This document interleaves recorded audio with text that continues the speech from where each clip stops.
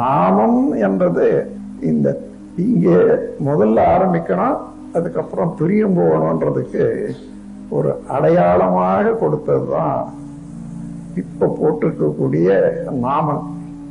ஆனா அர்த்தம் வேற. நாம் அம் ரெண்டு வார்த்தைகள். நாம் என்றால் எல்லாருமே மனித பிறவியை எடுத்தவர்கள் எல்லாம் அம் பிரணவம், இறைநிலையும் அவன் சக்தியும் சேர்ந்த அப்படி சேர்ந்து நம்ம உருவானவர்கள் தான் என்றதுக்கு நாமெல்லாம் காந்த ஆற்றலினுடைய உருவங்கள் என்றதுக்கு நாம் அம். காந்தம் என்றதே பிரணவம் என்று வச்சிருந்தாங்க. அதனால நாம் பிரணவம்.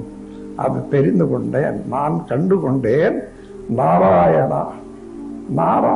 நாரம்னா தண்ணின்றது. ஆரம்பத்துல பிரபஞ்ச தோற்றத்துல 2 அணுக்கள் கூடி ஹைட்ரோஜன் தான் வந்தது. அதனுடைய கூட்டு தான் தண்ணி. எந்த இடத்த தண்ணி பார்த்தாலும் அந்த தண்ணியிலிருந்து தான் மற்றதெல்லாம் உருவாயிருக்கிறது பிரபஞ்சமே. அதே போல அதை கவனப்படுத்துறதுக்கு தான் நாராயணம் என்று சொல்றாங்க.